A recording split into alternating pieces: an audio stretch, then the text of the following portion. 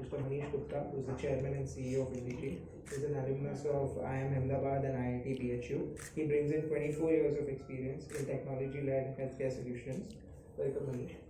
Dr. Sanjay, to his right, we have Dr. Sanjay Parekh, who is the Executive Vice President at Indegene.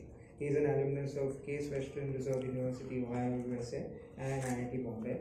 And he also has a PhD from Johns Hopkins University. Sanjay comes in with over 30 years of experience in the pharma space and technology-led healthcare solutions. To his left, you have Suhas Prabhu, who is the CFO. Suhas has been with Indegene since 2005 and has over 21 years of experience. He is a member of ICI. So just to introduce on the IPO, this IPO is truly a landmark movement, as Indegene is the first healthcare domain-focused tech services company to list in the Indian capital markets, a domain driven by a large TAM and in need for specialized services. They have a strong track record of more than 2 decades, combining deep healthcare expertise with modern technology capabilities. Indegene is also backed by marquee investors such as Carlyle, Triton Park, and Narasimhan family offices. Just to highlight on the IPO structure, the IPO opens on 6th May, closes on 8th May. The anchor opens and closes on 3rd May. The overall issue size is 1842 crores, out of which 760 crores is primary and 1082 crores is QFS. Price band is 430 to 452 and a bid lot of 33 shares. We look forward to your support, and Manish, over to you for. Thank you.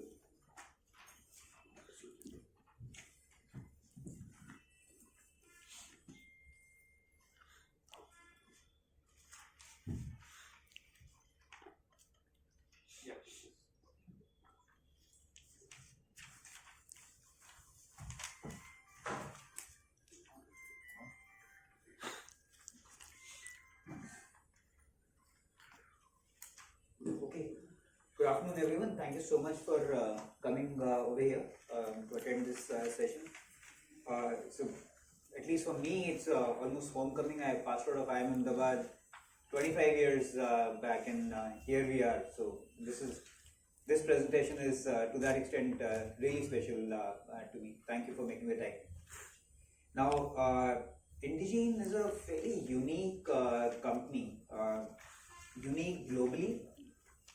You don't have too many companies like us in a global context, definitely not India.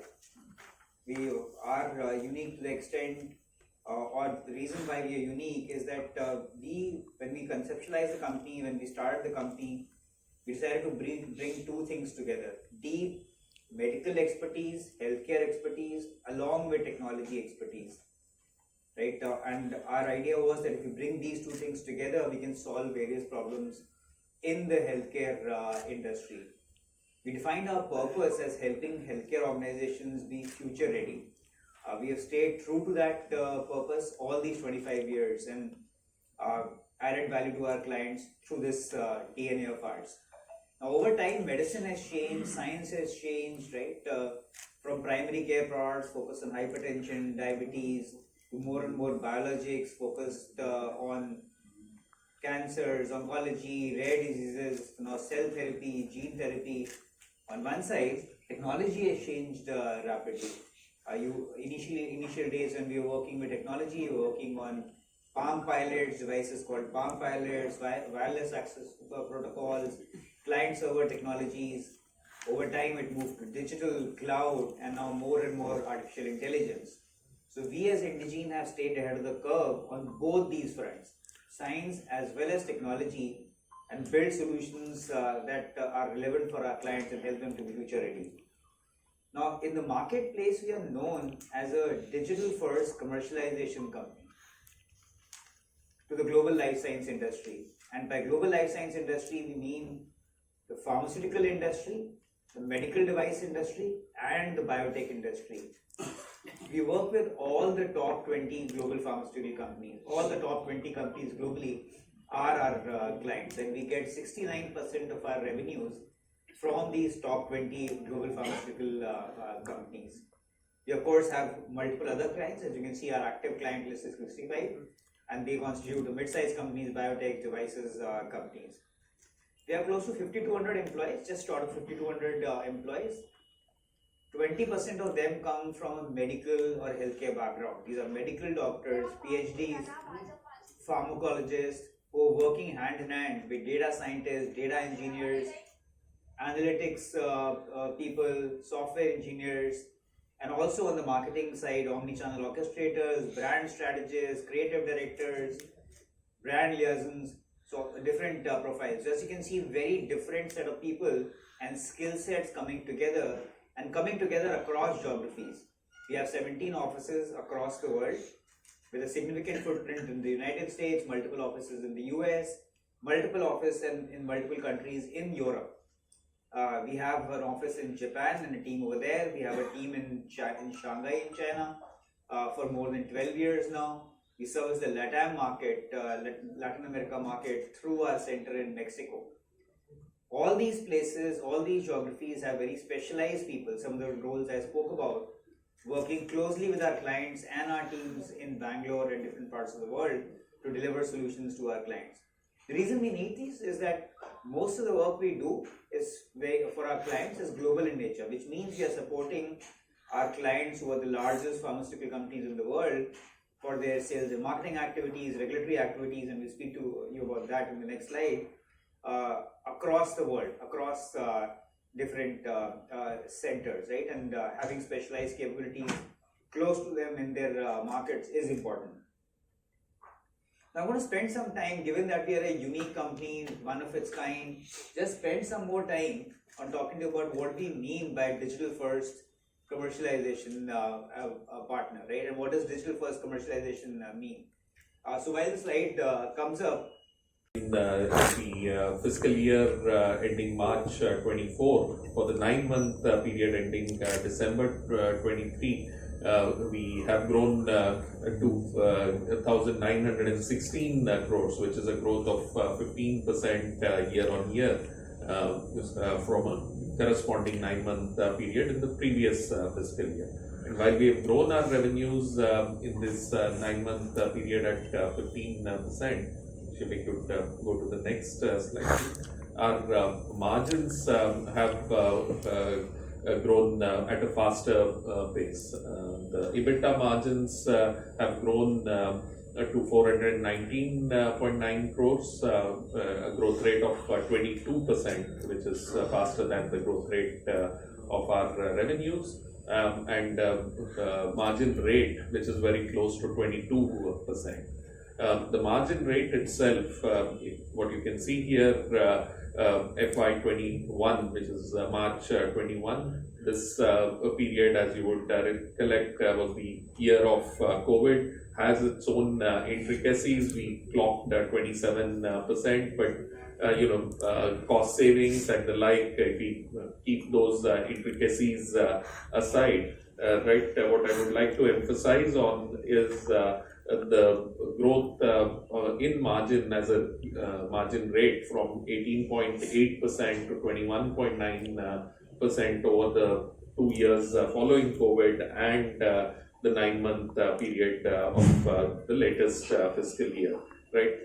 So through this period, we have focused not just on growing the top line, but growing profitably.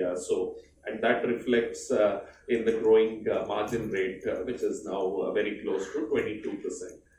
While we have grown our EBITDA margins and also generated significant cash, as you can see through the period on the rightmost chart. Our PAT margins have trended growth at a slightly lower pace, especially in 2022. We did an acquisition and we took on certain debt on our books. And as you would understand, over the last few quarters, the interest rates have gone up, right? And the interest cost has therefore increased, which has brought down the margin rate a little bit from 13% to 12.6%. And the public offering of 760 crores is meant, a portion of which, the 391 crores to be precise, and $47.2 million in dollar terms, is the loan taken by our subsidiary to acquire a company back in 2022. We propose to utilize the proceeds towards retiring the loan, and therefore we should become a zero debt company and a zero interest outflow going forward post retirement of the loan, which should impact this favorably and also have a similar impact on the PAT. 399 crore. I think the company will be debt free post IPO. So how much interest cost will be saved from this one?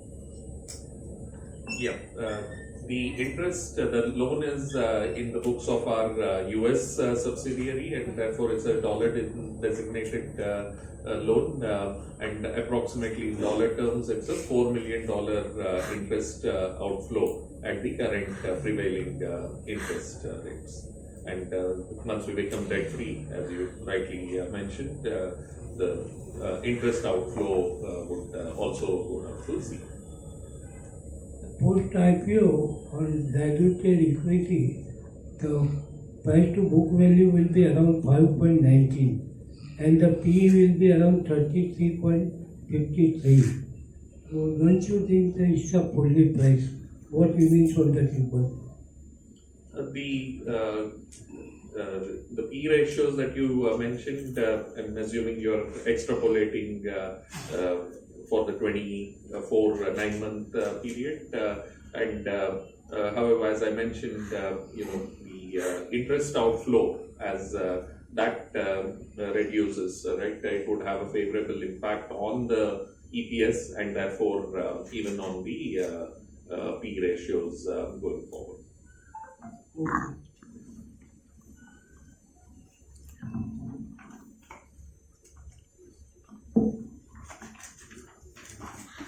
Any other questions?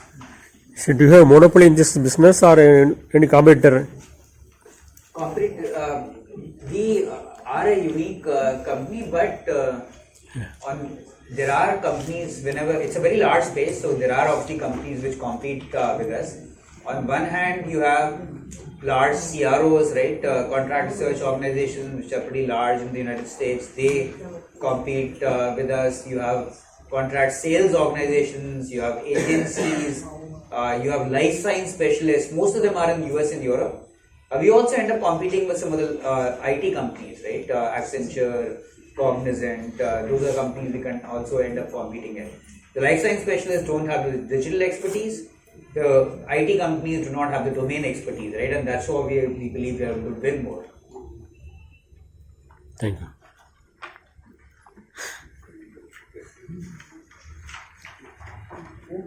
No other question? Thank you so much.